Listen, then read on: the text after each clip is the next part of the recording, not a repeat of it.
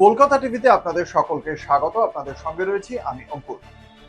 সামনে 2027 সালে প্রায় 7টি রাজ্যে বিধানসভা নির্বাচন রয়েছে, আর তারপর 2029-এ রয়েছে লোকসভা। 2027-এ যে 7টি রাজ্য রয়েছে তার মধ্যে গুরুত্বপূর্ণ রাজ্যের মধ্যে রয়েছে উত্তরপ্রদেশ, পাঞ্জাব, গুজরাটের মতো রাজ্য। যে গোবলয়ের যে রাজ্যগুলো বিজেপির কাছে অত্যন্ত গুরুত্বপূর্ণ, এবং উত্তরপ্রদেশ এমন একটি রাজ্য যাকে বলা হয় দিল্লির সিঁড়ি। ফলে সেই কথা মাথায় রেখেই এবার জাতীয় সর্বভারতীয় সভাপতি নীতিন নবীনের নেতৃত্বে যে সাংগঠনিক দল, সেই সাংগঠনিক দল তৈরি করে ফেললো ভারতীয় জনতা পার্টি। যে সাংগঠনিক দলে দেখতে পাওয়া গেল মহিলাদের আধিক্য ঘটেছে, এবং প্রত্যেকটি রাজ্যের একটি প্রতিনিধিত্ব রাখা হয়েছে এই সাংগঠনিক দলে। নতুন যে দল, তাতে বহুদিন বাদে আবারও ফিরে এসেছেন, প্রত্যাবর্তন ঘটেছে স্মৃতি ইরানির।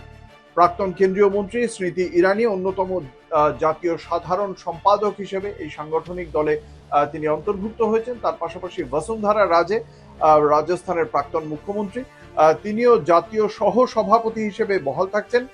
13 জন যে সহ সভাপতি রয়েছেন, জাতীয় সহ সভাপতি, তাদের মধ্যে 6 জন মহিলা। ফলে যে বিষয়টি অত্যন্ত গুরুত্বপূর্ণ, ভারতীয় জনতা পার্টি যে তাদের সাংগঠনিক দলে মহিলাদের আধিক্য বাড়াচ্ছেন, এটাও একটা জাতীয় স্তরে বার্তা, তাতে কোনো সন্দেহ নেই। এর পাশাপাশি দক্ষিণ এবং পূর্বাঞ্চলীয় রাজ্যগুলি যে সমস্ত রয়েছে, সেই সমস্ত রাজ্যগুলির দিকেও একটা ঝোঁক রয়েছে। কেরালা, পশ্চিমবঙ্গ, ওড়িশা, উত্তর পূর্বাঞ্চলের নেতারা সচিব এবং সহ সভাপতির মতো গুরুত্বপূর্ণ পদ লাভ করেছেন। আম আদমি পার্টি থেকে চলে এসেছিলেন সন্দীপ পাঠক, তাকে জাতীয় সম্পাদক করা হয়েছে। সম্বিত পাত্র, তিনি উত্তর পূর্বাঞ্চলের কোঅর্ডিনেটর নিযুক্ত হয়েছেন। জাতীয় সহ সভাপতিদের তালিকায় বড় নামগুলো উত্তরাখণ্ডের তীরথ সিং রাওয়াত, দিল্লির রাম মাধব, ওড়িশার বৈজয়ন্ত জয় পান্ডা, অন্ধ্রপ্রদেশের ডি পুরন্দেশ্বরী, উত্তরপ্রদেশের রেখা ভার্মা, এরা রয়েছেন। অন্যদিকে গুজরাট থেকে নরেন্দ্র ভাই দোষীকেও নিয়ে আসা হয়েছে। মহারাষ্ট্র থেকে ভারতী প্রবীণ পাওয়ার, এরা সমস্ত রয়েছেন।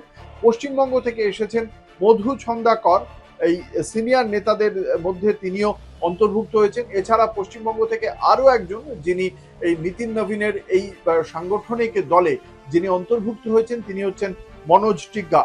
বিএল সন্তোষ, তিনি জাতীয় সাধারণ সম্পাদক সংগঠন হিসেবে তার যে দায়িত্ব তিনি পালন করে চলেছেন। তাকে এরপর শিব প্রকাশ মুম্বাই থেকে এবং সৌদান সিং, যিনি চণ্ডীগড় থেকে, তিনিও তাকে সহযোগিতা করবেন।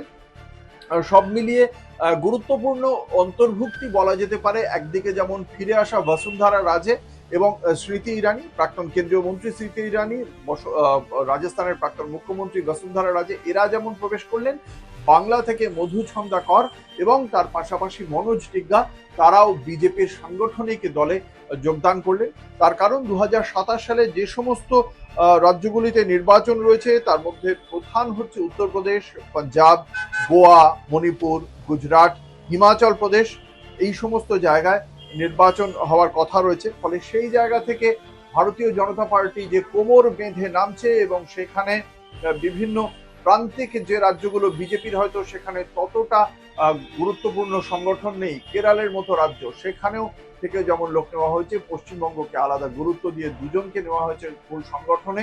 এবং তার পাশাপাশি আমরা দেখতে পেলাম যে এই পুরো জায়গাটাতে জাতীয় সভাপতির যে জায়গায় যে 13 জন, তার মধ্যে 6 জন মহিলাকে নেওয়া হয়েছে।